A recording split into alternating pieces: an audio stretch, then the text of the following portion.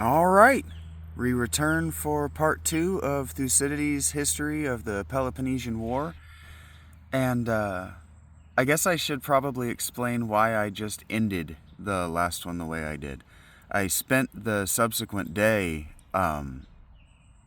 talking about what I knew of and what I had already done in that reading while it uploaded to, no, not while it uploaded, while I decided whether to continue reading or not with Gemini AI.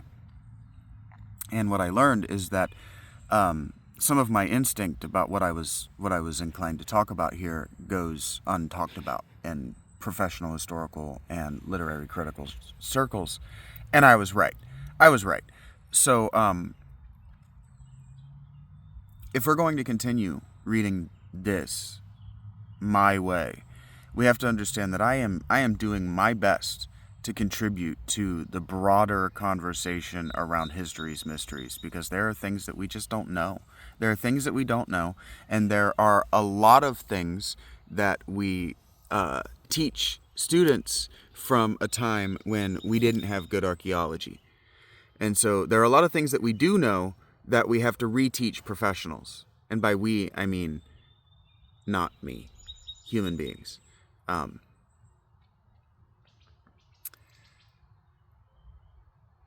Science. Science is it's a constant reteaching oneself. And so where science goes wrong is when its individual participants begin to memorize facts. Because when you start to memorize things, you're getting into doctrine. And doctrine can very quickly become dogma, and dogma can very quickly become creed. And so the alternate history guys and the ancient aliens dudes, and when they go, doctrine, dogma, creed, when they do that, they're not wrong to do it. Their examples are just wrong. You can find good examples, but that's not what this is about. I'm not here to point fingers. I'm not here to say everybody's wrong and stupid, even if everybody is wrong and stupid. Even if that is my initial emotional reaction, and sometimes my initial emotional reaction comes out of my mouth because I have intermittent explosivity disorder, which means that sometimes I can have emotional buildup I'm unaware is happening, and then a tiny trigger will send me rocketing off to the moon emotionally. And I try to make it funny, but not everybody likes to be called stupid. And not everybody knows how to defend themselves, is the other thing. A lot of people put themselves out in public and don't know how to defend themselves, and are unaware of how their tone and the manner in which they speak affects people. And so I'm not the only person. I'm looking outside because it's beautiful today, and it's just after dawn, as is my move. Okay, so where we left off was at this paragraph, and I'm going to read the whole paragraph, and then we're going to contextualize it a little bit. Because doing this with Gemini was a fun experience, and experiment, I suppose, the other day. Because what I'm going to be talking about is archaeology, anthropology, and history, and especially civilization building. That's very new. It's still very contentious, and I could still be very wrong. But I do want to participate in the conversation, even if I'm wrong, because even if I'm wrong, maybe I'll catch the attention of somebody who actually knows the information and they can teach me, and then I can be right. You see, being wrong is the best thing possible, from my perspective. Being outright wrong, and sometimes I'll accidentally say things wrong out of habit, just to not always be right. So, like in game theory, you want to win no more than 66% of the time. Otherwise, your opponents just will stop wanting to play you, and they'll stop giving you their best. It'll stop meaning as much to them as it means to you, in an effort to make it mean less to you. And so you can look at like what happened to the New England Patriots, for example. People only really started giving them their best at the end of the season and playoffs. Okay. My mind is sufficiently clear. You ready? This is still from Book 2 of Thucydides. The history of the Peloponnesian Wars. Or war? I don't know. Before this, the city consisted of the present citadel and the district beneath it looking rather towards the south. This is shown by the fact that the temples of the other deities, besides that of Athene, are in the citadel. And even those that are outside it are mostly situated in this quarter of the city, as that of the Olympian Zeus, of the Pythian Apollo, of Earth, and of Dionysus in the marshes, the same in whose honor the older Dionysia are to this day celebrated in the month of Anthesterion, not only by the Athenians, but also by their Ionian descendants. Okay. Ionia, I believe, is,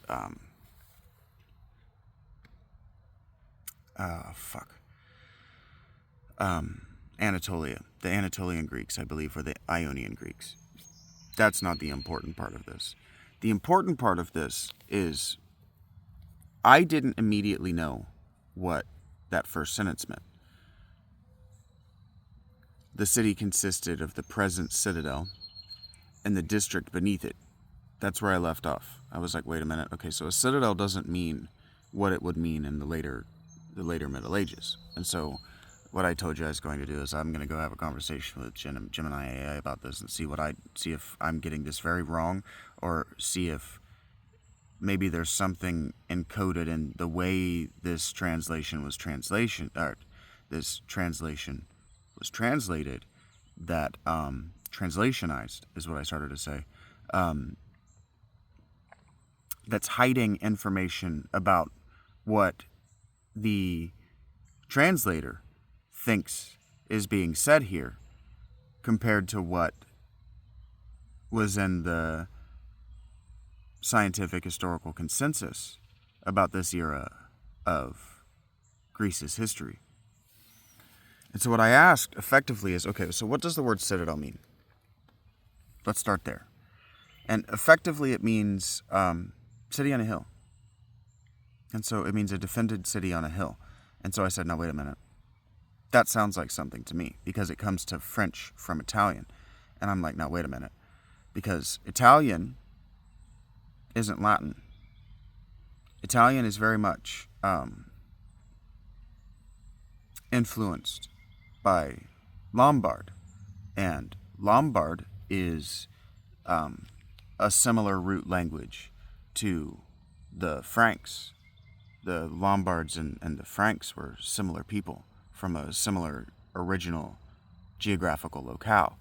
And so I woke up this morning thinking about how humans evolve and life continues to evolve. And something that we don't really talk about is that one of the things that humans did is we made a subclassification similar to species within species that doesn't happen in nature. When two populations of spiders, even within the same general location, stop interbreeding for long periods of time, long enough that they have body morphological changes, they also have they arrive at those body morphological changes through mutations that make them no longer sexually viable from the previous population which they left, even if they're still competing over the same food source in the same general location. The body morphological mutations are genetic and they speciate. Dogs have a huge variety of body morphological adaptations that absolutely have nothing to do with genetic mutation, and leave the dogs able to be sexually viable even with huge body morphological differences.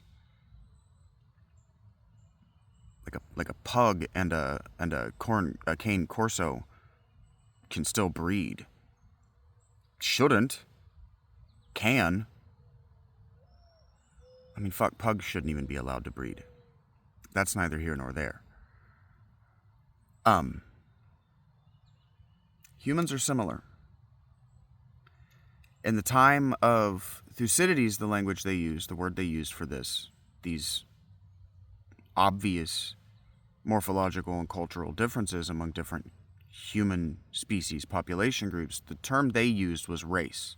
And that worked for a very long time. And then it stopped working for good reasons. I'm not encouraging you to think in terms of race.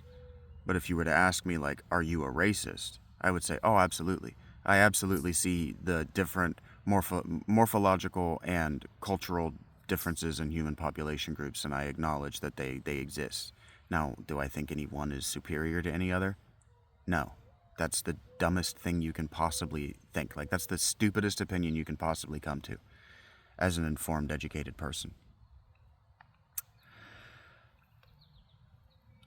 Okay, so I'll turn back to my original seating so you're not distracted looking at my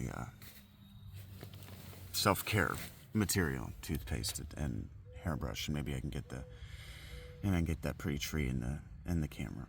Okay, so a city on a hill sounds very familiar to me in recent archaeological, anthropological, and historical churn. Now this video is going to be very different. We might only read that one paragraph. And we might continue on to the rest of the description of Athens in Thucydides' time, actually in Pericles' time, because there's a disaster headed for Athens. We know that. There are many disasters headed for Athens, but subsequent to this war, there are disasters headed for Athens. And so Thucydides is describing a cityscape that Athens no longer has when people are listening to him tell this history. It's subtly different. I don't know how, but what I then asked Gemini, thinking, okay, I've heard of cities on hills before, and we'll get to that in a moment. I asked, okay, well, do we have good enough archaeology of the historical layers of modern Athens to know what Bronze Age Athens looked like, what Iron Age Athens looked like, and then what later periods of Athens looked like? Like, can we accurately create three-dimensional models of these cities? Do we know where the temples were, for example, in the Bronze Age? Do we know where they were in the Iron Age? Can we pinpoint the moment that Thucydides is describing, this before, after, next, after, these series of transitions that he's describing in this citadel? I said, do we have the archaeology to do that? And she goes, oh yeah, totally. And I said, okay, neat. What's the citadel in Athens? What's the city on the hill in Athens? And Gemini, which I give a female's voice and I always call tech stuff girls, she goes, well, that's the Acropolis. And I'm like, why does my translation say citadel instead of Acropolis? Acropolis has a name. Everybody knows the Acropolis. Now, Thucydides may not have called it the Acropolis, and that's not irrelevant to this conversation, but I'm like, okay, so what this passage is saying here is that before Pericles gives this previous speech telling people what to do in the previous section, telling people what to do in the event of a Spartan invasion or a Peloponnesian invasion, because Sparta's just one city of the Peloponnese.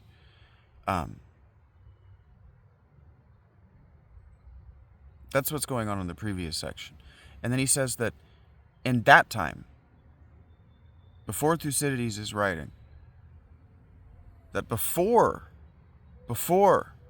this war, the city consisted of the present citadel, the Acropolis, okay, and the district beneath it, looking rather towards the south.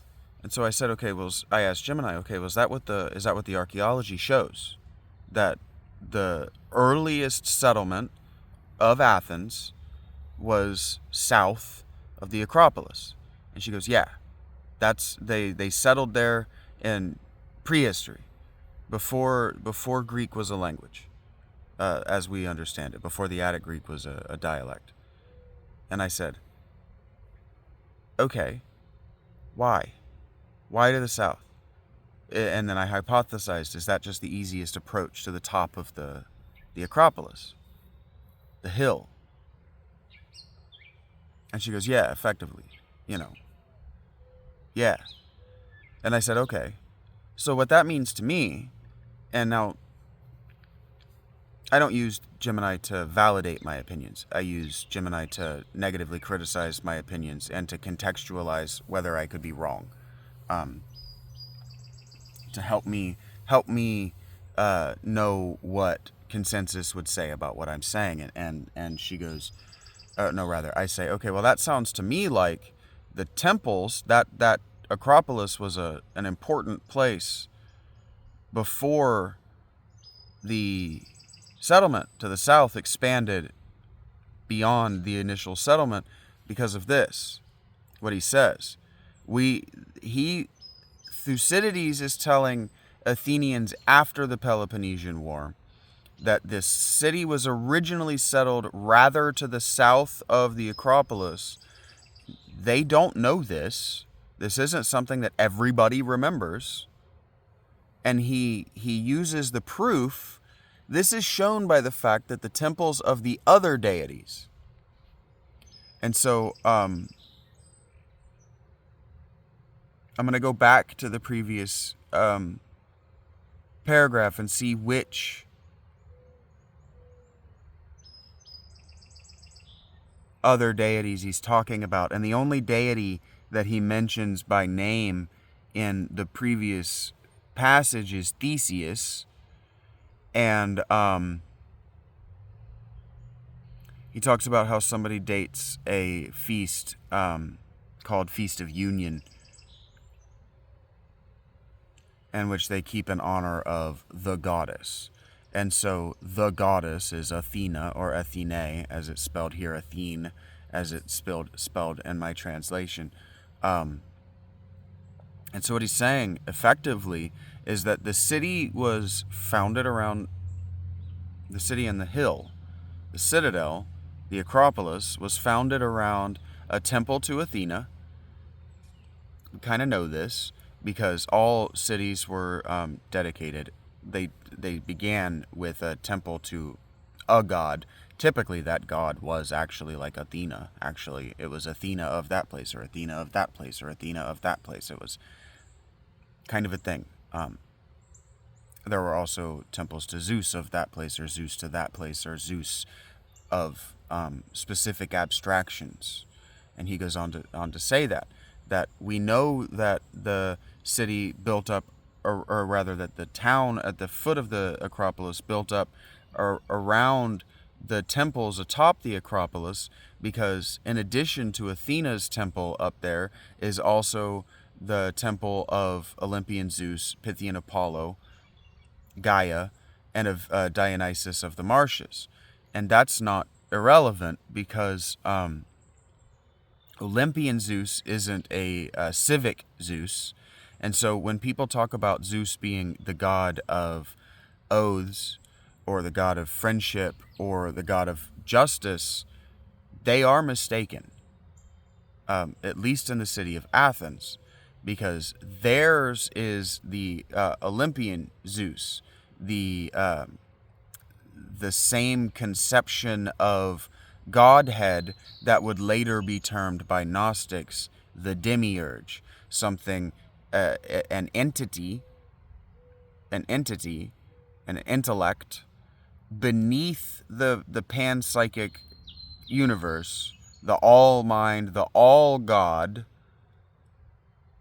that interacts in the world, sort of an angel of the Lord type character, or a god of hosts type character, because what he did is host the other gods at his palace, which is a significantly older cultural archetype, trope, and reality than Thucydides' Athens, even than the Athens of the Peloponnesian War. And he's telling us that they have this Olympian Zeus and Athena and Gaia, who is a much older goddess, representing the earth itself, and Pythian Apollo. Pythian Apollo is the Apollo who has slain the Python, is the name of the dragon, at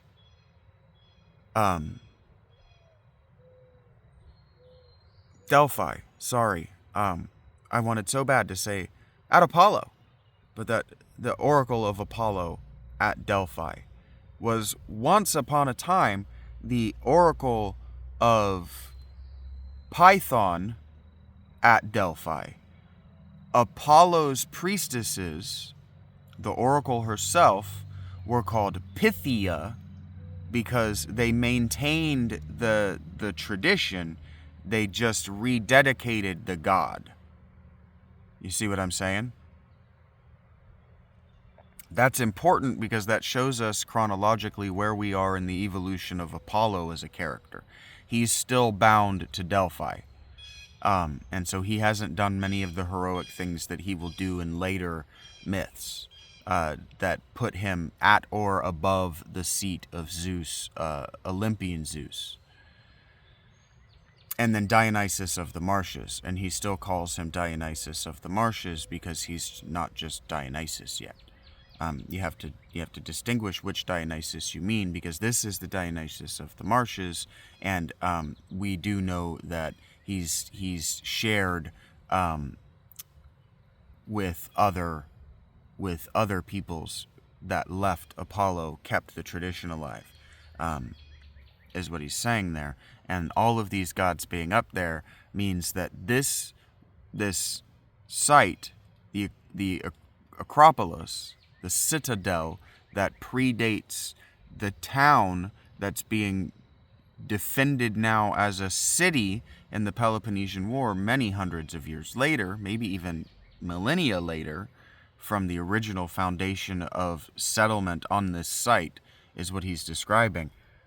He's just using then modern terminology. And citadel doesn't mean exactly what it means in Total War terms. Like, right, Medieval 2 Total War, citadel is like the best castle you can have. That's not what that means in the language, especially before somebody called the best castle you can make a citadel. You see what I'm saying?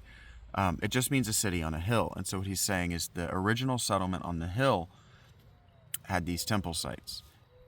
And this seems like it's running long, but this is important stuff.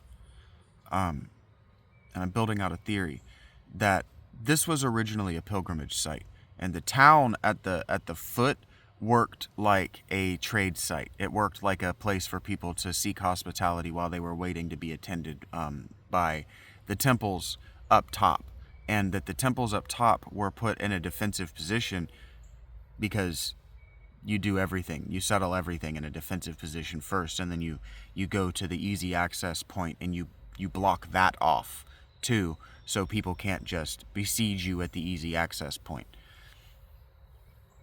And so that's what he's talking about there. And the important thing that I noticed, and that maybe other people wouldn't notice, and that Gemini said just isn't in the literature that she has available to her, is that that's a Bronze Age hill fort. This is just what Indo-Europeans were doing in the early Bronze Age, maybe even in the late Stone Age. They were settling hills, and they were putting up defensive fortifications around them, and then that in its own right deterred outright combat because it would just be so costly. This is what this war is about. The Peloponnesian War is about how Bronze Age hill forts were just not worth assaulting directly because they were too costly in resources. And by the time of the Peloponnesian War, your alliance networks were so complex that trying to break a siege, trying to break a city via siege,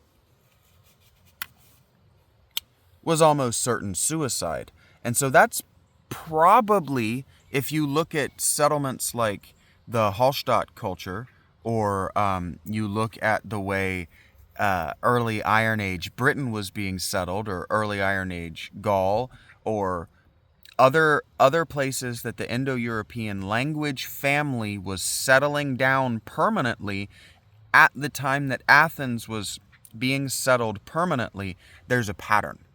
There's a pattern there. And the reason there's a pattern there is because language families are like breeds in dogs, you understand? Or like breeds in cattle. Language families create myth cycles. And the Indo-European, it did something unique. I don't exactly know what it is, but it did something unique with the way it transmits the same old myth cycles that came with us out of Africa the first time. But it transmits and remembers them in a different kind of way. And that different kind of way allowed the Indo-European language family to dominate the northern hemisphere over the course of like 7,000 years. And I'm not saying that's a superiority thing. I'm saying it's something that we have to acknowledge, and we have to ask why, and then we have to look for good reasons why that might be that have nothing to do with superiority. Because the Greeks, ultimately, Athens lost all of these series of wars subsequent to the Peloponnese. They lost culturally to, not culturally, they lost politically to Alexander, and then they would lose again militarily to Rome. You see what I'm saying? And but people want to go, oh, but they won culturally over Rome. Okay, so why did they win? Right? If Judaism in some way can make the same argument via Christianity, because Christianity is a subsect of Judaism, it's an outgrowth, it's a breed of Judaism, and it ultimately did topple the Roman Empire, regardless of how you want to think of it. Why? It's not about superiority. It's about why. What are the unique conditions, and what is the unique innovation that led to that? And so I think that Thucydides is grappling with that question. And we're ready to move on, I think I'm ready to move on. I don't know that I've articulated everything that I wanted to articulate, but we'll get there. Athens was a Bronze Age hill fort once upon a time. And if we start to think about Indo-European settlement everywhere in the world as hill forts for trade and to deter violence, rather than as places that are consciously thinking like medieval castles about maintaining shows of force.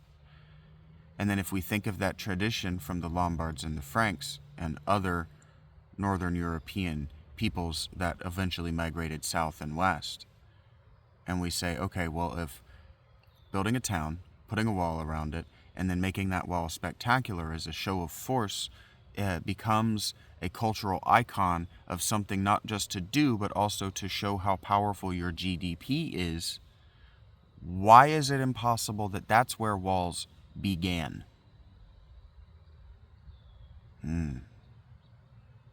If walls were never about permanent defensive structures around cities, then you can start to see the walls around Babylon, the Ishtar gates, these beautiful lapis lazuli walls, as you can begin to think of them instead of as defensive structures that made foreign peoples show up and go, okay, well, attacking this is going to be too difficult, so we're going to engage in trade. More, you stop thinking of them as that, and you start thinking of them as ways to show off just how powerful your culture really is, what your culture can buy and do with the food and natural resources to which it has access. Now we're starting to talk about why the God of the Bible needed to topple Jericho. Because the Jewish people of the Iron Age were just a tiny little hill town, desperate to be relevant in a world of god kings. And if something like 5,000 years before them, people at Jericho had walls that rivaled or maybe even made the Babylonians jealous? The Israeli and Judean peoples are a long way behind in GDP and culture circa 800 BCE. They're a long way behind. And the archaeology confirms everything I'm saying. I'm not making a Muslim or Islam argument that they were never in the Middle East as long as they say they were. They were just a cultural and scientific backwater for a long, long time. And it did require being equipped with later Persian weapons, armors, and writing implements in order to reclaim some of what they believed was their mythical height. In fact, when they returned and built the Second Temple, they were at a cultural, scientific, and gross domestic product place that they had never been before exile. And the point here is not a comparative point between the Greek and the Jewish peoples. The point, if there is a comparative one to make, it's that Thucydides is pointing back and saying, hey, we were kind of not what people think we were, and we kind of aren't what we thought we were at the time either. And that's why we're reading this, because I'm reading this to remind you that Plato is reminding his audience that Athens is not what it thinks of itself. And in that way, I want you to be reminded to think, am I what I think of myself? Because if Athens could be the most dominant cultural and naval power in the world for many centuries, and then be reduced to jokes about Greece and Greek culture on YouTube for likes, as memes, what happened? And the answer, 2,000 years happened, is just insufficient. It's just insufficient. Because people cosplay as Greek philosophers today, and they sexually abuse children in the name of Socrates. And so I need to know why. I need to know why. Because Socrates would not have approved. And so Thucydides continues, there are other ancient temples in this quarter, on the Acropolis. The fountain, too, which since the alteration made by the tyrants has been called Eniachronos, or 9 pipes, but which, when the spring was open, went by the name Kaliroe, or fair water, was in those days, from being so near, used for the most important offices. Indeed, the old fashion of using the water before marriage and for other sacred purposes is still kept up. Again, from their old residence in that quarter, the citadel is still known among Athenians as the city. In the same way that Istanbul still calls itself Constantinople, or just the city, because Istanbul means the city. Or like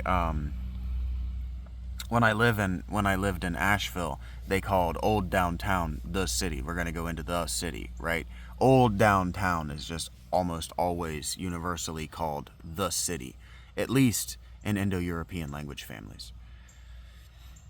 The Athenians, continuing, thus long lived scattered over Attica in independent townships, even after the centralization of Theseus.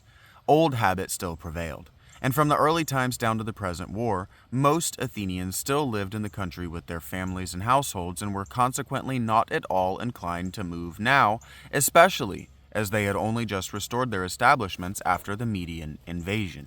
And so this is why I wanted to stop there and hypothesize about what I knew, because when you say something like the Acropolis or the Old City is a pilgrimage site, it's not clear for whom it's a pilgrimage site.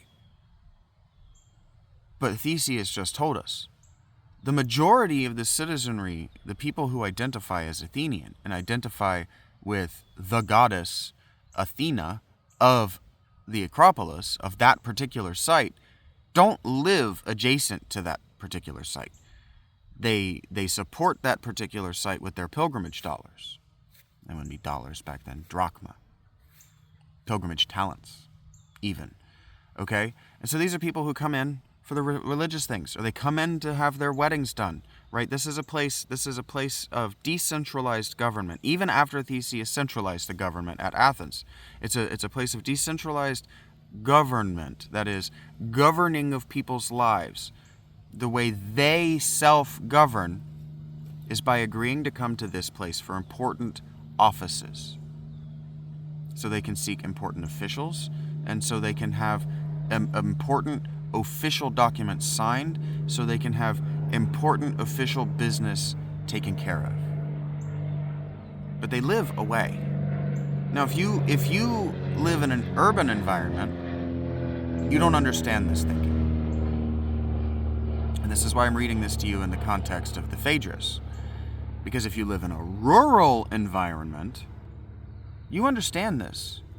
The city is the city. Whichever city is adjacent to you, that's the city. That's where you go when you need city shit done.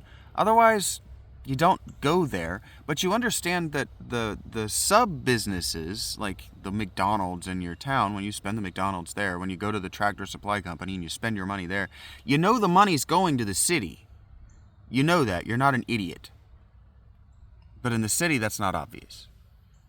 You understand, like when you live in a rural environment and you grow tomatoes, you know you're not selling your tomatoes to the McDonald's in your rural environment. You know you're mostly selling your tomatoes to be bought at overpriced markets in cities, because that's where the money's at. That's where the buyer is at. Like, if you can grow tomatoes, so can your neighbor. And so your neighbor is going to be like, I'm not paying $5 a tomato for your tomatoes when I can grow my own tomatoes with seeds I got from tomatoes at the grocery store, pal. No. So, my point here is that the people who are feeding Athens' economy so that it can eventually grow to surround the Acropolis and become as big and culturally important, dominant as it was, are the people in the immediate environment that Thucydides here is saying are extremely reluctant to leave their estates, their country estates, because they only reestablish themselves as masters of their country estates just recently. They only recently reestablished themselves after the war with the Medians. You know, that whole 300 thing. Medians, not Medians. Nah, you can probably say it either way. Deep was the trouble of these rural gentry. The rural upper class is who he's talking about. Deep was their trouble and discontent at abandoning their houses and the hereditary temples of the ancient constitution, and at having to change their habits of life and to bid farewell to what each regarded as his native city. Yeah, he regards his home as his native city. Like, this is my home. Like, the estates and the lands that I own are my city. Yeah, and more importantly, they didn't want to abandon the temples that they had used their own money and their own labor and their own patronage over the course of how many generations? 100 generations to establish on their land. Neither would you. Neither would you. So today, you don't want to defend the United States because you don't think that you have a share in the United States, because your grandfather didn't inherit a home to your father that you then inherited, because no one owns the land in the United States. Even if you have the deed to the land that your home is on, you may own your home, but you don't own the land. So in that same way, when you buy a Nintendo from Nintendo, you don't own the Nintendo. What you own is the right to play Nintendo's games on Nintendo's machine. You don't own that machine. So when you own land, you can alter it however you want. You can destroy it. You can dig a 1,000,000-mile deep tunnel out of it. if you want, if you own it. But you don't own your land. That's why you have to call that particular number before you dig on your land. Because the United States owns your land, the land you reside on.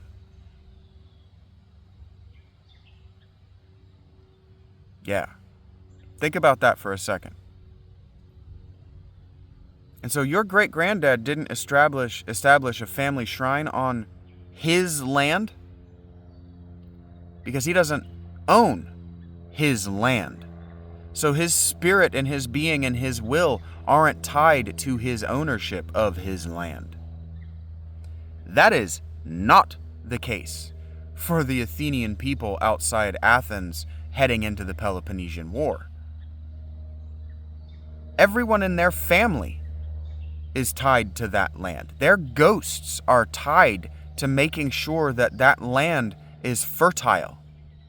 If they leave this land and the Spartans destroy that temple, they are killing the ghosts of maybe 1,000-year dead, beloved family members whose names these people still remember.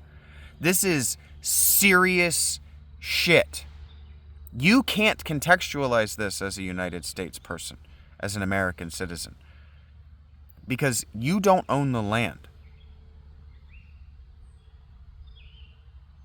This could never happen to you unless you're a Native American.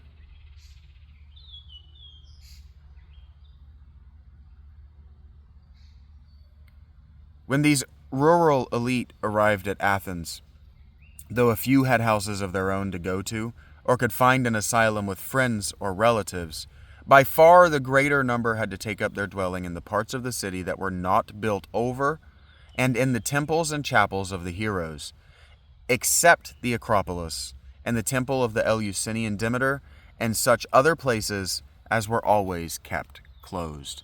The occupation of the plot of ground lying below the citadel, called the Pelasgian, had been forbidden by a curse. And there was also an ominous fragment of Pythian oracle, which said, "Leave the Pelasgian parcel desolate, woe worth the day that men inhabit it."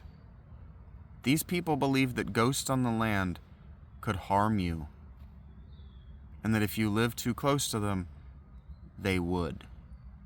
Even in holy places like the Acropolis, or the sacred city of Athens. Yet this too was now built over in the necessity of the moment, and he's saying that in modern times, these bad things that are happening might be because we buried over Indian burial grounds, or we built over Indian burial grounds, Pelasgian burial grounds, or whatever reason the Pelasgian was cursed before anybody alive can remember. Thucydides doesn't even know why. All anybody knows is that it was cursed. Yet this too is now built over. And in my opinion, says Thucydides, if the oracle proved true, it was in the opposite sense to what was expected. Oh, look at that. For the misfortunes of the state did not arise from the unlawful occupation, but the necessity of the occupation from the war. And though the god did not mention this, he foresaw that it would be an evil day for Athens in which the plot came to be inhabited. And I agree with that interpretation of the Pythian. That if you ever have to inhabit this disgusting, ugly, stinking, pathetic part of this landmass, you are headed to bad times. Many also took up their quarters in the towers of the walls or wherever else they could, for when they were all come in, the city proved too small to hold them. What do cities like LA, New York, Houston, Dallas, Seattle, what do our major cities across the United States look like today? Detroit? What do they look like today? And why? Isn't it war refugees? Isn't it cultural refugees?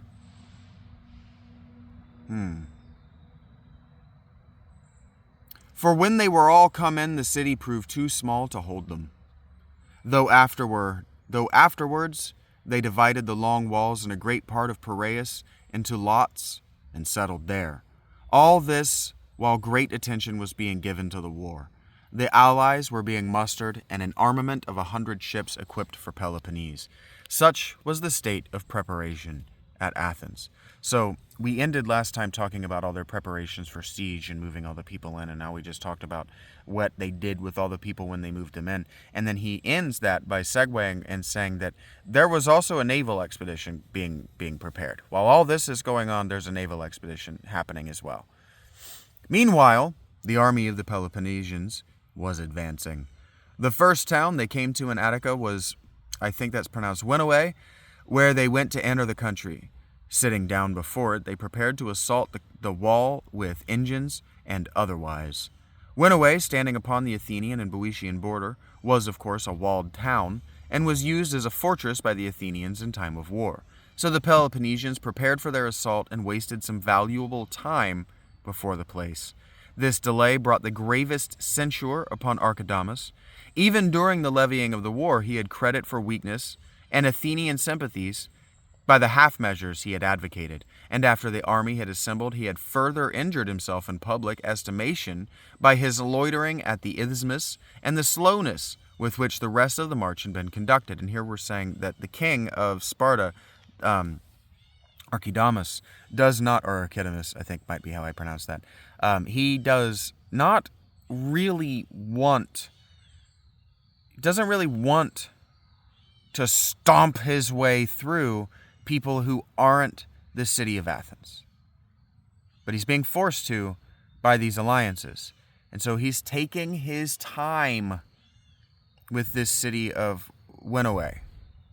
Oenoe. I think that's pronounced Winnowe. Okay. It might be Oenoe. But anyway. Oh, excuse me. I delayed just long enough. During this interval, the Athenians were carrying in their property, and it was the belief of the Peloponnesians that a quick advance would have found everything still out, had it not been for this procrastination. And so here, what Thucydides is implying, in my opinion, is that Archidamus does not want to raise and sack and steal and raid from Athenians. He wants Athens to fucking apologize. And he wants them to act right. And what he doesn't want to do is kill any more people than necessary. Because why would he? What is he, a bloodthirsty monster? No.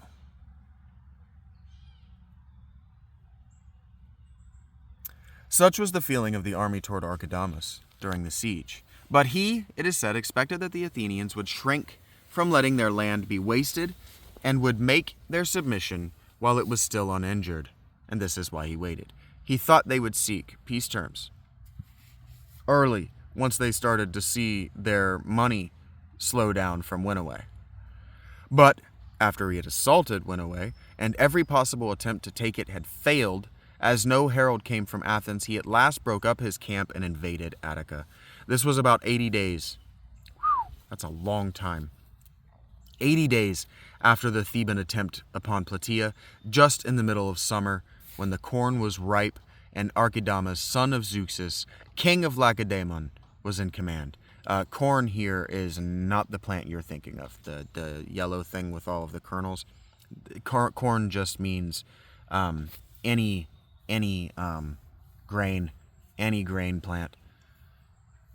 And camping in Eleusis and the Thriasian plain, they began their ravages, and putting to flight some Athenian horse at a place called Raeti, or the brooks, they then advanced, keeping Mount Aegaleus on their right, through Cropia, until they reached Acharnae, the largest of the Athenian demes, or townships. Sitting down before it, they formed a camp there and continued their ravages for a long while. And so, basically, what Archidamus has done is kind of genius. He's given Athens time enough to submit, and now I'm coming to one of your biggest towns, and I'm going to fuck up your harvest. The reason why Archidamus remained in order of battle at Acharnae, during this incursion, instead of descending into the plain, is said to have been this. He hoped that the Athenians might possibly be tempted by the multitude of their youth and the unprecedented efficiency of their service to come out to battle and attempt to stop the devastation of their lands. And so the Spartans are going to win a land war. If you're going to line up and you're going to fight with us shield to shield, we're going to win. Just count on that. And so what he's doing is he's trying to go, he thought, well, maybe they would be young and dumb enough to leave their walls and come out and fight a decisive land battle with us.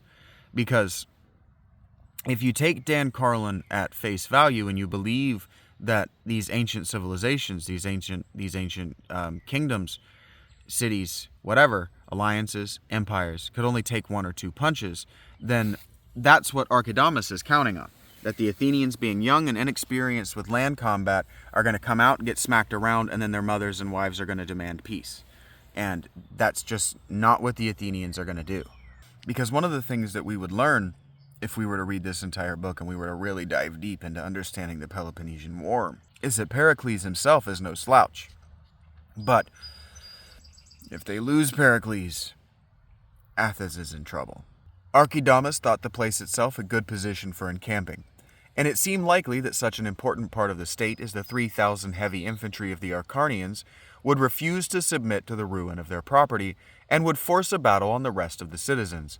On the other hand, should the Athenians not take the field during this incursion, he could then fearlessly ravage the plain in future invasions and extend his advance up to the very walls of Athens. And so what he's saying is if he uses this as a forward position and they don't sally it, then he can reinforce it, and then he can use it as a forward base, and then he can put another base ahead of it, and he can do that all the way to Athens. It's going to take a long time, but they're going to have effectively zero casualties, because you got to remember what they have to be worried about is these 1,600 horse archers that Athens has. If they don't have horse archers and they don't have cavalry to harry these horse archers, the Spartans are not defended in an open raiding situation. They have to have some place to retreat to get away from these horses. In the meanwhile, as long as the army was at Eleusis and the Thriasian plain, hopes were still entertained of its not advancing any nearer. If any remembered that Pleistoanax, son of Pausanias, king of Lacedaemon, had invaded Attica with a Peloponnesian army 14 years before, but had retreated without advancing farther than Eleusis and Thraea, which indeed proved the cause of the exile from Sparta, as it was thought he had been bribed to retreat. But when they saw the army at Acharnae, barely 7 miles from Athens, they lost all patience.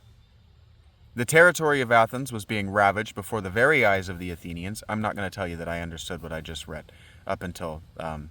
The territory of Athens was being ravaged before the very eyes of the Athenians, a sight which the young men had never seen before and the old only in the Median wars. And it was naturally thought a grievous insult, and the determination was universal, especially among the young men, to sally forth and stop it. Knots were formed in the streets and engaged in hot discussion, for if the proposed sally was warmly recommended, it was also in some cases opposed. Oracles of the most various import were recited by the collectors and found eager listeners in one or other of the disputants.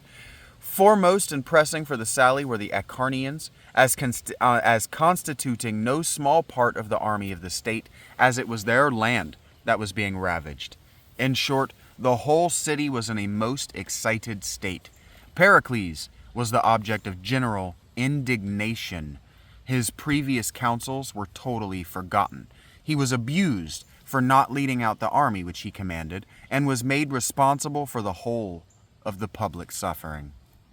He, meanwhile, seeing anger and infatuation just now in the ascendant, and of his wisdom in refusing a sally, would not call either assembly or meeting of the people, fearing the fatal results of a debate inspired by passion and not by prejudice. So we understand that these people are very upset. They want to sally forth, and Pericles is like, fuck to the no, we will lose. Accordingly, he addressed himself to the defense of the city, and kept it as quiet as possible, though he constantly sent out cavalry to prevent raids on the lands near the city from flying parties of the enemy. Like I said, the Spartans have to remain close to their camp. They have to remain close to their walls effectively, their archers effectively, in order to send out parties of people with torches to burn down or quickly harvest for their own foodstuffs these cornfields. And so what Pericles is doing is he's saying, just relax. We will harry them, and we will keep them away from as many of our fields as we can, the best we can, with these bands of about 3,000 horses that we have. In which the former... I'm going to read that again.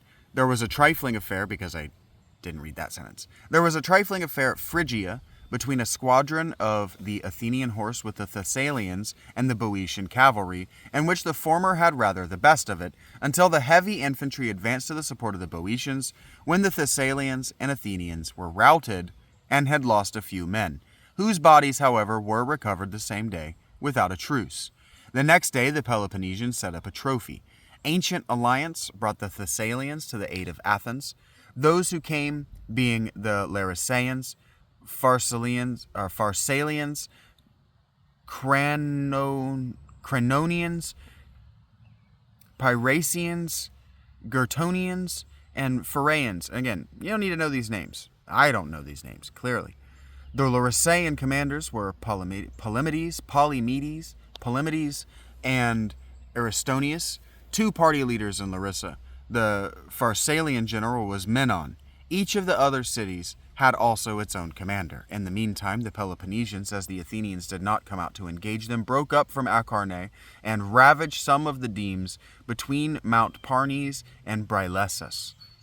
While they were in Attica, the Athenians sent off the 100 ships which they had been preparing round Peloponnese, which, with 1,000 heavy infantry and 400 archers on board, under the command of Carcanus, son of Xenotimus, Proteus, son of Epicles, and Socrates, son of Antigenes. This armament weighed anchor and started on its cruise, and the Peloponnesians, after remaining in Attica as long as their provisions lasted, retired through Boeotia by a different road to that by which they had entered. As they passed Oropus, they ravaged the territory of Graea, which is held by the Oropians from Athens, and reaching Peloponnese, broke up to their respective cities. I do not know if the Socrates he mentions here, son of Antigenes, is the Socrates of philosophy fame. And I do know that it doesn't super duper matter whether it is or is not. What I want to talk about is they sent 200 ships with 1,000 marines and 400 archers. That means each ship has 50 soldiers, 50 marines, and 20 archers. These are not huge armies that we are talking about engaging one another. After they had retired, the Athenians set guards by land and sea at the points at which they intended to have regular stations during the war. They also resolved to set apart a special fund of 1,000 talents from the moneys in the Acropolis. This was not to be spent, but the current expenses of the war were to be otherwise provided for. If anyone should move or put to the vote a proposition for using the money for any purpose whatever, except that of defending the city, in the event of the enemy bringing a fleet to make an attack by sea, it should be a capital offense. Even suggesting spending this money that we've set aside is a capital offense. You will be murdered for it. With this sum of money, they also set aside a special fleet of 100 galleys, the best ships of each year, with their captains. None of these were to be used except with the money and against the same peril, should such peril arise. Meanwhile, the Athenians in the 100 ships round Peloponnese, reinforced by a Corcyraean squadron of 50 vessels and some others of the allies in those parts, cruised about the coasts and ravaged the country.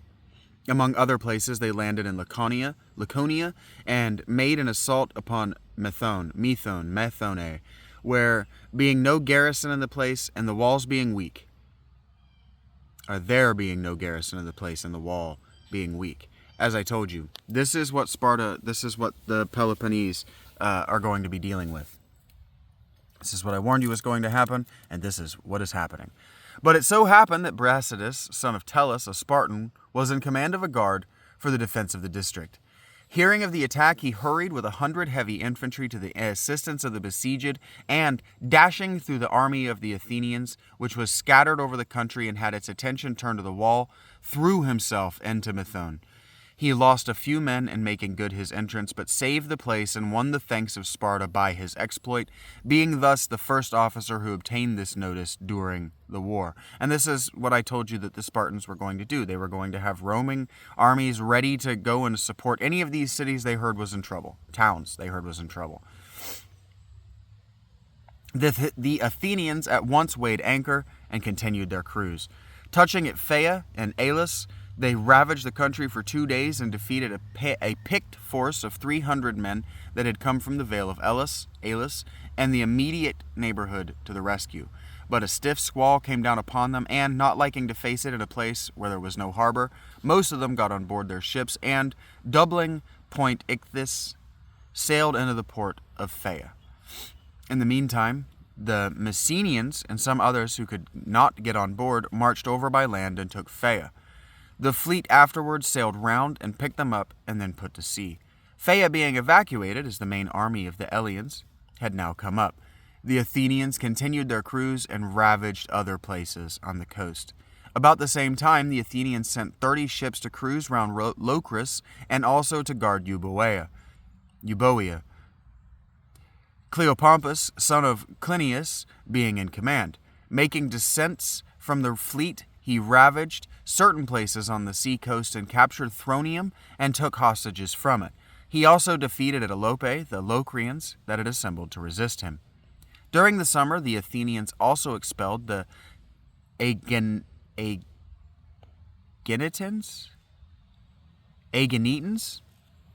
with their wives and children from Aegina, on the ground of their having been the chief agents in bringing the war upon them. Besides, Aegina lies so near Peloponnese that it seems safer to send colonists of their own to hold it, and shortly afterwards the settlers were sent out.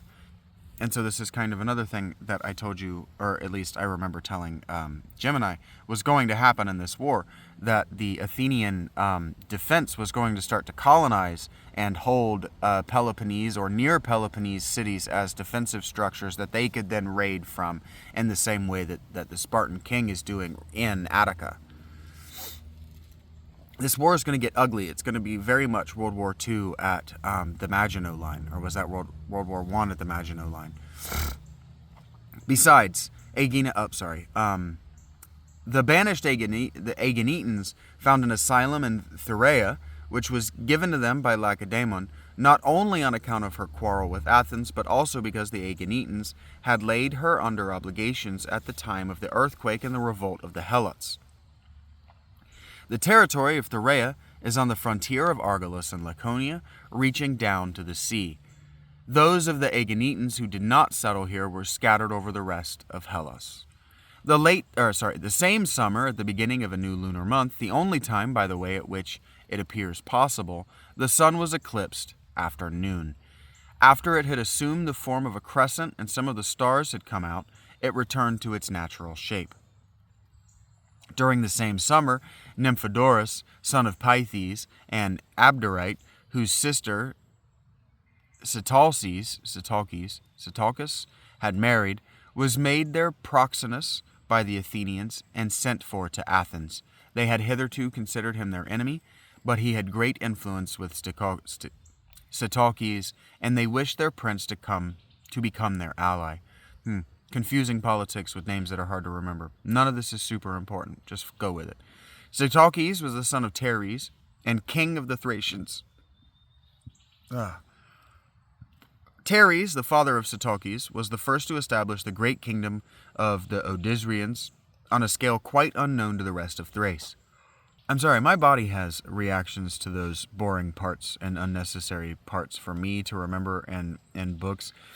And so one of the things it does is it starts burping and it starts yawning when I don't need to remember these things. And I'm sorry that you have to be put through that. It's just one of the things that we get to do together. So when I start burping and I start yawning and my eyes start watering, know that you don't need to remember any of this either. And I thought that the Thracians and the Thracians and the Spartans, the Peloponnese, were allied during this. So this isn't irrelevant. It's just names that we don't need to remember. Teres, the father of Sitalkes, was the first to establish the great kingdom of the Odysrians on a scale quite unknown to the rest of Thrace, a large portion of the Thracians being independent. This Teres is in no way related to Tereus, who married Pandion's daughter Procne from Athens, nor indeed did they belong to the same part of Thrace. Thrace might be further north than I'm realizing. Okay. Sorry. Tereus lived in Daulis, part of what is now called Phocis, but which at that time was inhabited by Thracians. It was in this land that the women perpetrated the outrage upon Itys, and many of the poets, when they mention the nightingale, call it the Daulian bird. Besides, Pandion, in contrasting an alliance for his daughter, would consider the advantages of mutual assistance and would naturally prefer a match at the above moderate distance to the journey of many days which separates Athens from the Odrysians. Again, the names are different, and this Teres was king of the Odrysians, the first, by the way, who attained to any power. Sitalkes, his son, was now sought as an ally by the Athenians who desired his aid in the reduction of the Thracian towns and of Perdiccas. Coming to Athens, Nymphodorus concluded the alliance with Sitalkes and made his son Saticus an Athenian citizen and promised to finish the war in Thrace by persuading Sitalkes to send the Athenians a force of Thracian horse and targeteers. He also reconciled them with Perdiccas and induced them to restore Therme to him. Upon which Perdiccas at once joined the Athenians and Phormio in an expedition against the Chalcidians. I'm pretty sure the Chalcidians are in Mesopotamia, so I'm probably wrong. Thus, Sitalkes, son of Teres, king of the Thracians, and Perdiccas, son of Alexander, different Alexander, king of the Macedonians, became allies of Athens. Meanwhile, the Athenians and the 100 vessels were still cruising round Peloponnese. After taking Solium, a town belonging to Corinth, and presenting the city and territory to the Acarnanians of Palmyra, they stormed Astacus, expelled its tyrant Evarchus, and gained the place for their confederacy. And just so you know that it is a different Alexander. Socrates fought as a young man in these wars. Socrates' student was Plato. Socrates was an old man when Socrates died. Plato was a young man when Socrates died. Aristotle was Plato's student. Aristotle was an old man when Alexander the Great was Aristotle's student.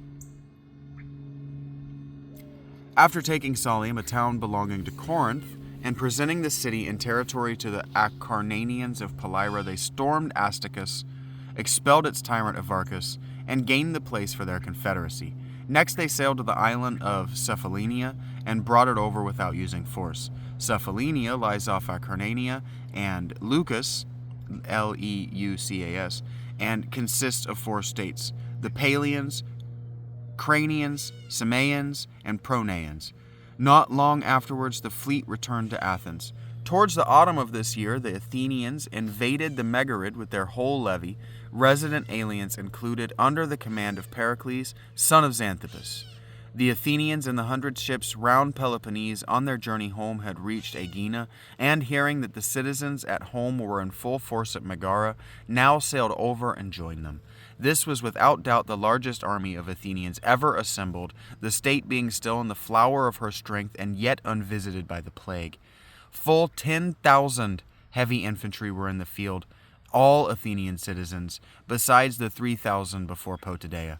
Then the resident aliens who joined in the incursion were at least 3,000 strong, besides which there was a multitude of light troops. They ravaged the greater part of the territory and then retired. Other incursions into the Megarid were afterwards made by the Athenians annually during the war, sometimes only with cavalry, sometimes with all their forces. This went on until the capture of Nisaea. Atalanta also, that's not Atlanta, that's Atalanta. Also, The desert island off the Opuntian coast was towards the end of this summer converted into a fortified post by the Athenians in order to prevent privateers issuing from Opus and the rest of Locris and plundering Euboea. Such were the events of this summer after the return of the Peloponnesians from Attica. And what you don't need to know is all of that. What you need to take away from that is this was a busy summer. A busy summer. In the ensuing winter, the Acarnanian Evarchus, wishing to return to Asticus, persuaded the Corinthians to sail over with 40 ships and 1,500 heavy infantry and restore him, himself also hiring some mercenaries. In command of the force were Euphamidas. Why does that happen? Son of Aristonomus, Timoxenus, son of Timocrates, and Eumachus, son of Chrysis, Crysis. That could also be Crisis, who sailed over and restored him, and, after failing in an attempt on some places on the Acarnanian coast, which they were desirous of gaining, began their voyage home. Coasting along shore, they touched at Cephallenia and made a descent on the Cranian territory, and losing some men by the treachery of the Cranians, who fell suddenly upon them after having agreed to treat. I'm assuming that agreed to retreat, maybe, put to sea somewhat hurriedly and returned home. In the same winter, the Athenians gave a funeral at the public cost to those who had first fallen in this war. It was a custom of their ancestors, and the manner of it is as follows. 3 days before the ceremony, the bones of the dead are laid out in a tent which has been erected, and their friends bring to their relatives such offerings as they please. In the funeral procession, cypress coffins are borne in cars. I'm assuming that cars means from the poles on the shoulders. One for each tribe, the bones of the deceased being placed in the coffin of their tribe. Among these is carried one empty bier decked for the missing, that is, for those whose bodies could not be recovered. Any citizen or stranger who pleases joins in the procession, and the female relatives are there to wail at the burial. The dead are laid in the public sepulchre in the beautiful suburb of the city, that is, capital B, beautiful suburb, that's the title of the suburb, in which those who fall in war are always buried, with the exception of those slain at Marathon, who, for their singular and extraordinary valor, were interred at the spot there where they fell. After the bodies had been lain in the earth, a man chosen by the state of approved wisdom and eminent reputation pronounces over them an appropriate panegyric, after which all retire. Such is the manner of the burying, and throughout the whole of the war, whenever the occasion arose, the established custom was observed. Meanwhile, these were the first that had fallen, and Pericles, son of Xanthippus, was chosen to pronounce their eulogium. When the proper time arrived, he advanced from the sepulchre to an elevated platform in order to be heard by as many of the crowd as possible, and spoke as follows. This is a speech now by Pericles. Most of my predecessors in this place have commended him who made this speech part of the law, telling us that it is well that it should be delivered at the burial of those who fall in battle. For myself, I should have thought that the worth which had displayed itself in deeds would be sufficiently rewarded by honors also shown by deeds, such as you now see in this funeral prepared at the people's cost. And I could have wished that the reputations of many brave men were not to be imperiled in the mouth of a single individual, to stand or fall accordingly as he spoke well or ill. For it is hard to speak properly upon a subject where it is even difficult to convince your hearers that you are speaking the truth. On the one hand, the friend who is familiar with every fact of the story may think that some point has not been set forth with that fullness which he wishes and knows it to deserve. On the other, he who is a stranger to the matter may be led by envy to suspect exaggeration if he hears anything above his own nature. For men can endure to hear others praised only so long as they can severally persuade themselves of their own ability to equal the actions recounted. When this point is passed, envy comes in, and with it, incredulity. However, since our ancestors have stamped this custom with their approval, it becomes my duty to obey the law and to try to satisfy your several wishes and opinions as best I may. I shall begin with our ancestors. It is both just and proper that they should have the honor of the first mention on an occasion like the present. They dwell in the country without break in the succession from generation to generation, and handed it down free to the present time by their valor. And if our more remote ancestors deserve praise, much more do our own fathers, who added to their inheritance the empire which we now possess, and spared no pains to be able to leave their acquisitions to us of the present generation. Lastly, there are few parts of our dominions that have not been augmented by those of us here, who are still more or less in the vigor of life, while the mother country has been furnished by us with everything that can enable her to depend on her own resources, whether for war or for peace. That part of our history which tells of the military achievements, which gave us our several possessions, or of the ready valor with which either we or our fathers stemmed the tide of Hellenic or foreign aggression, is a theme too familiar to my hearers for me to dilate on, and I shall therefore pass it by. But what was the road by which we reached our position? What the form of government under which our greatness grew? What the national habits of which it sprang? These are questions which I may try to solve before I proceed to my panegyric upon these men, since I think this to be a subject upon which, on the present occasion, a speaker may well properly dwell, and to which the whole assemblage, whether citizens or foreigners, may listen with advantage. Our Constitution does not copy the laws of neighboring states. We are rather a pattern to others than imitators ourselves.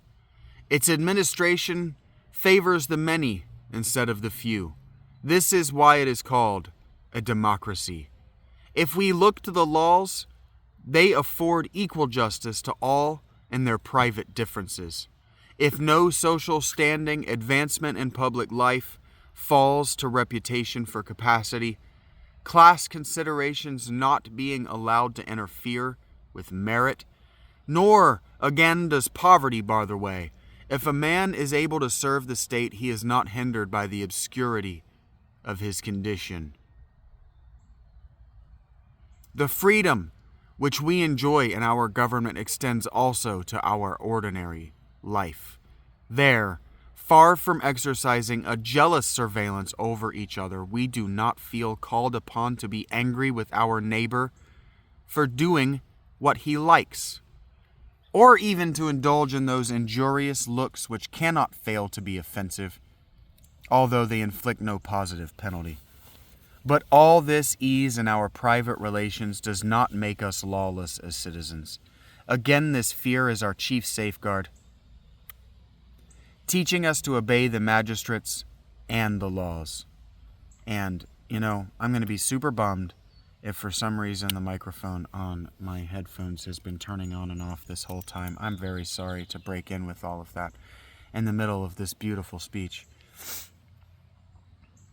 Again, this fear is our chief safeguard, teaching us to obey the magistrates and the laws, particularly such as regard the protection of the injured, whether they are actually on the statute book or belong to that code which, although unwritten, yet cannot be broken without acknowledged disgrace.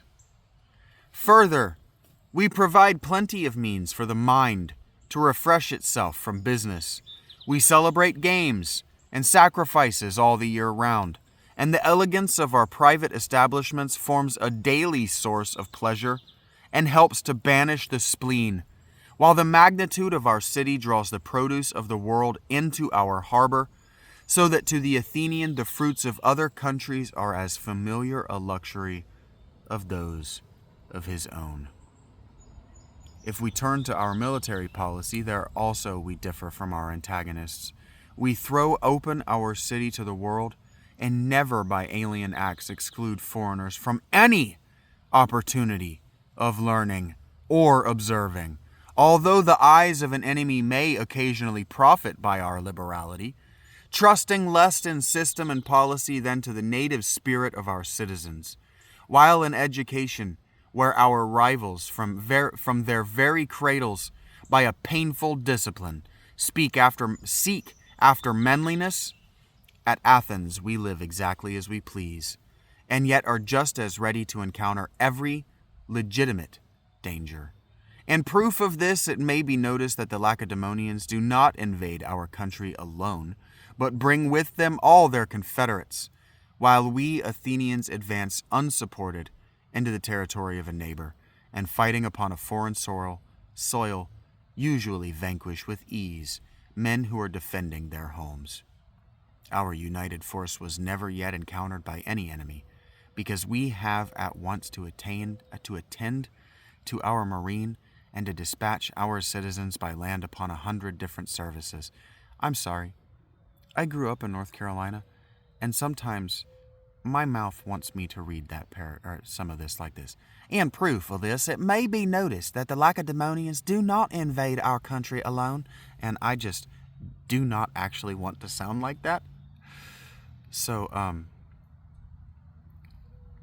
I'm sorry, but it happens sometimes.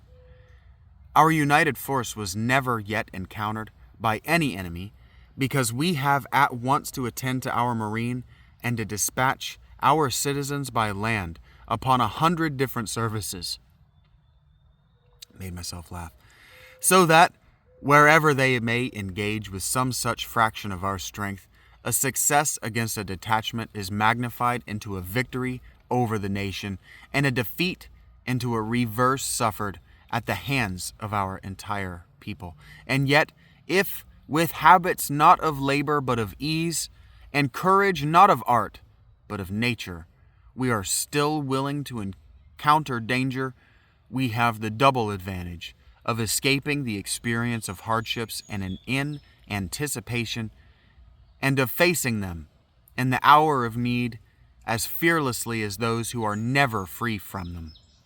Nor are these the only points in which our city is worthy of admiration. We cultivate refinement without extravagance, and knowledge without effeminacy. Wealth we employ more for the use than for show, and place the real disgrace of poverty not in owning to the fact, but in declining the struggle against it.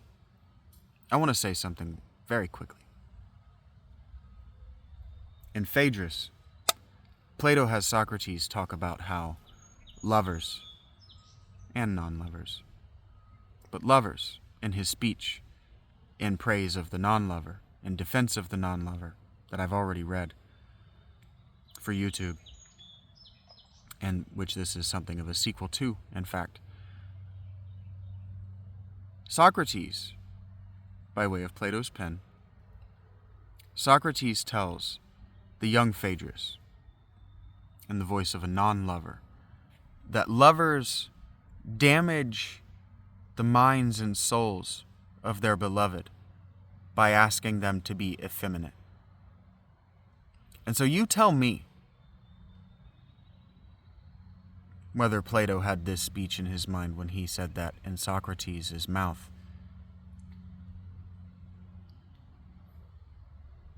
You tell me whether he had this paragraph in his mind when he put that in Socrates' mouth.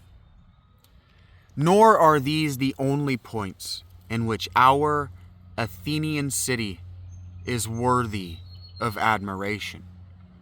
We cultivate refinement without extravagance, and knowledge without effeminacy.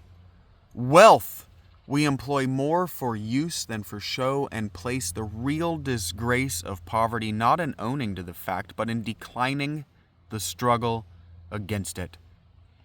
Our public men have, besides politics, their private affairs to attend to, and our ordinary citizens, though occupied with the pursuits of industry, are still fair judges of public matters. For, unlike any other nation, regarding him who takes no part in these duties not as unambitious but as useless, we Athenians are able to judge, at all events, if we cannot originate, and instead of looking on discussion as a stumbling block in the way of action, we think it an indispensable preliminary to any wise action at all. Is this true of your nation? It's not true of mine. Again, in our enterprises, we present the singular spectacle of daring and deliberation, each carried to its highest point and both united in the same persons. Although usually decision is the fruit of ignorance, hesitation of reflection. But the palm of courage will surely be adjudged most justly to those who best know the difference between hardship and pleasure, and yet are never tempted to shrink from danger. In generosity we are equally singular, acquiring our friends by conferring, not by receiving favors. Yet, of course, the doer of the favor is the firmer friend of the two, in order by continued kindness to keep the recipient in his debt, while the debtor feels less keenly from the very consciousness that the return he makes will be a payment, not a free gift. And it is only the Athenians who, fearless of consequences, confer their benefits not from calculations of expediency, but in the confidence of liberality. Does your modern nation do that? Mine doesn't. In short, I say that as a city, we are the school of Hellas, while I doubt if the world can produce a man who, where he has only himself to depend on, is equal to so many emergencies and graced by so happy a versatility as the Athenian. Could you survive a winter in Ohio in a tent with no friendly donations to help you? I went 6 months without any financial support whatsoever. Could you?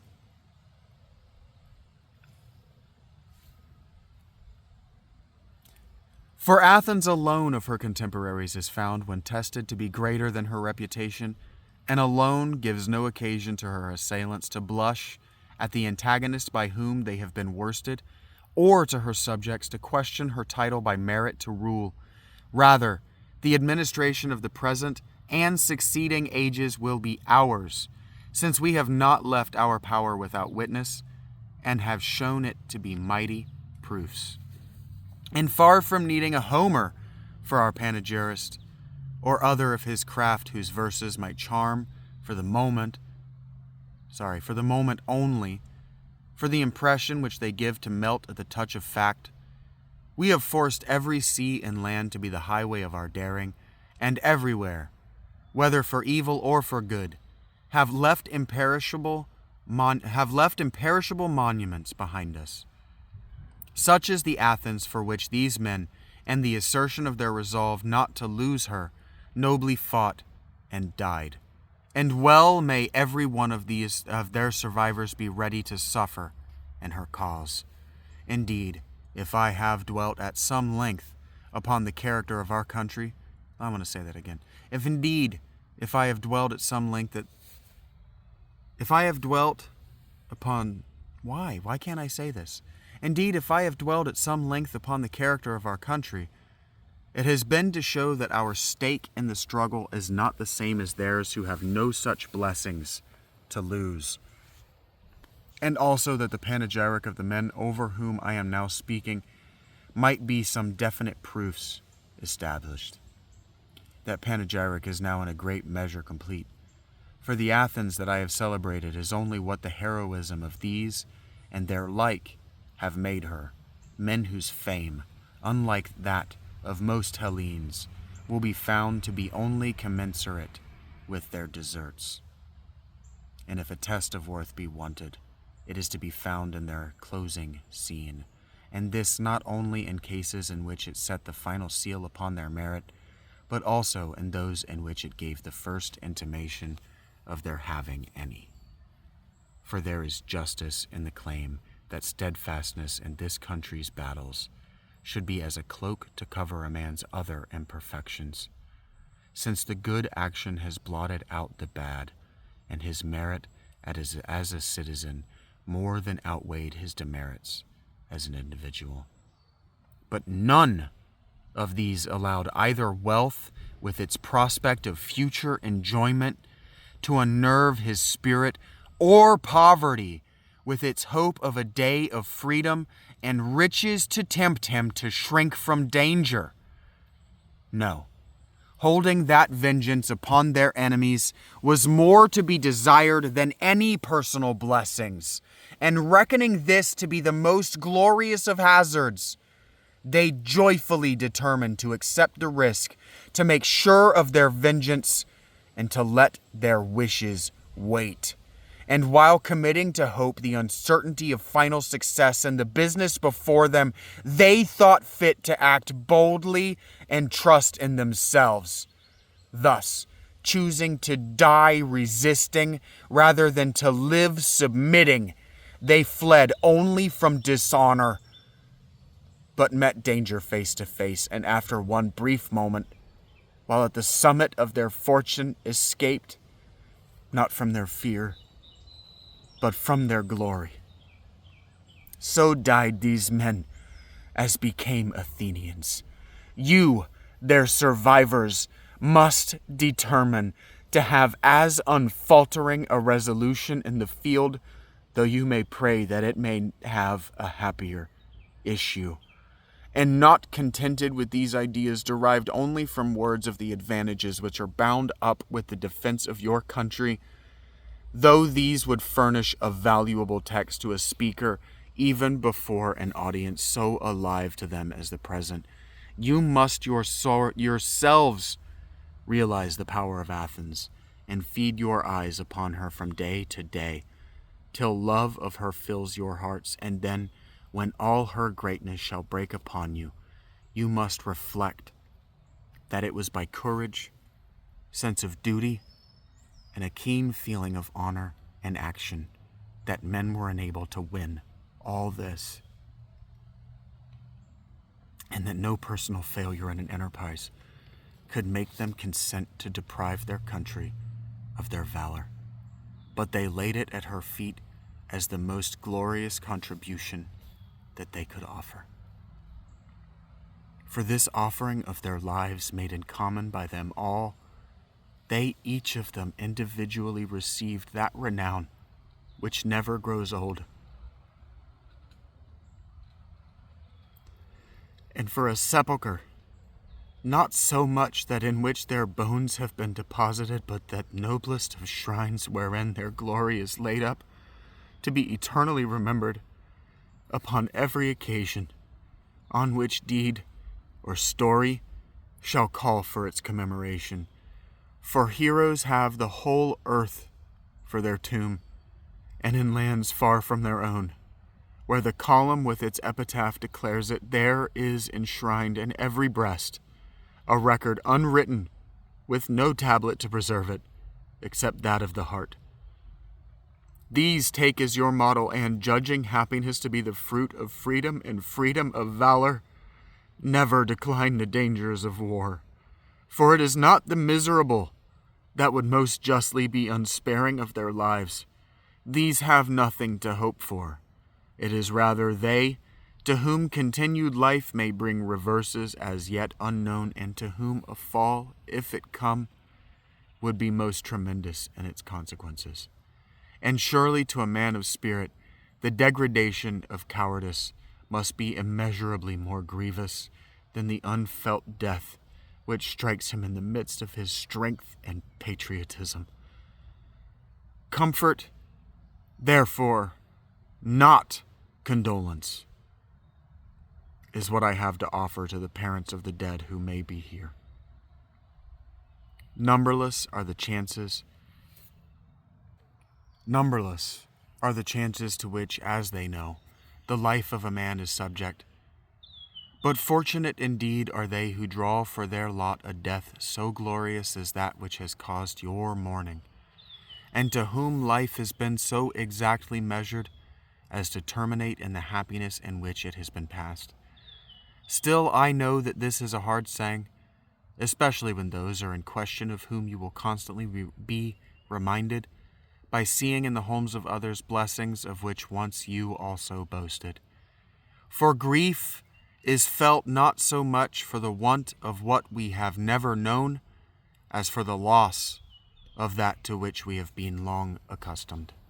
Yet you, who are still of an age to beget children, must bear up in the hope of having others in their stead.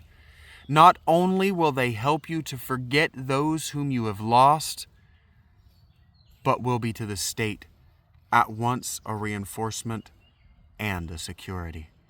For never can a fair or just policy be expected of the citizen who does not, like his fellows, bring to the decision the interests and apprehensions of a father. While those of you who have passed your prime must congratulate yourselves with the thought that the best part of your life was fortunate, and that the brief span that remains will be cheered by the fame of the departed. For it is only the love of honor that never grows old, and honor it is, not gain, as some would have it, that rejoices the heart of age and helplessness. Turning to the sons or brothers of the dead, I see an arduous struggle before you. When a man is gone, all are wont to praise him, and should your merit be ever so transcendent, you will still find it difficult not merely to overtake, but even to approach their renown. The living have envy to contend with, while those who are no longer in our path are honored with a good will into which rivalry does not enter. On the other hand, if I must say anything on the subject of female excellence to those of you who will now be in widowhood, it will be all comprised in this brief exhortation. Great will be your glory in not falling short of your natural character, and greatest will be hers who is least talked of among the men, whether for good or for bad. My task is now finished. I have performed it to the best of my ability, and in word at least, the requirements of the law are now satisfied. I'm sorry, that made me laugh because it made me think of Marshawn Lynch. I'm just here not to get fined. If deeds be in question, those who are interred have received part of their honors already, and for the rest their children will be brought up till manhood at the public expense. The state thus offers a valuable prize, as the garland of victory in this race of valor for the reward both of those who have fallen and their survivors.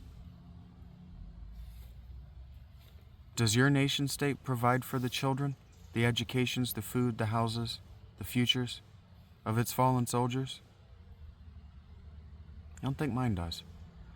And where the rewards for merit are greatest, there are found the best citizens. And now that you have brought to a close your lamentations for your relatives, you may depart.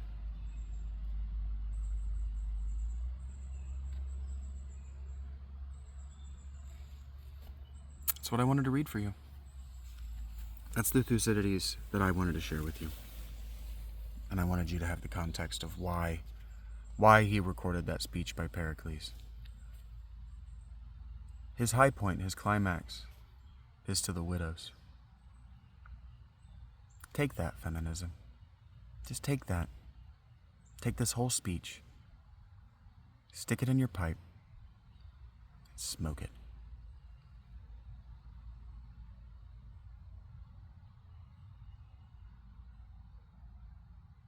He's saying the best thing you can do as the widow of a soldier who's fallen for Athens is grieve him and then marry another one. That the best woman is the woman that nobody's talking about. And I just could not agree more. Just couldn't agree more. Every relationship I've had was great when I was the only person who knew how great she was.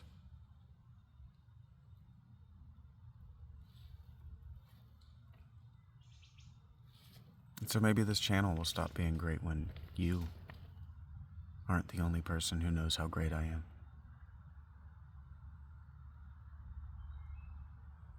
I say that looking at myself. So here's a pledge to try to not make that true. Those were real tears. This really makes me that emotional.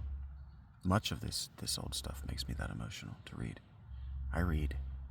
I'm still putting off reading Socrates' Apology and the Phaedo, because the Phaedo just makes me sob. I just cry and cry and cry and cry and cry. Plato was a genius. Thucydides was a genius. Pericles is telling you, I'm not Homer, I'm not a poet. But these men were the greatest men that Athens had. Do your best to be like them, but alive.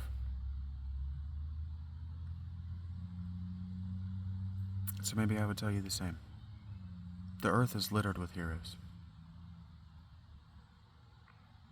What they don't have is envy.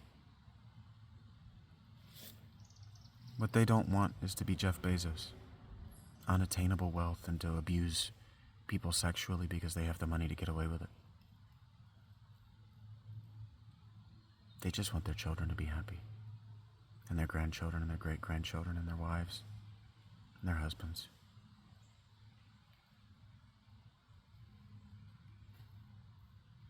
Have you ever evaluated what you actually want from this life?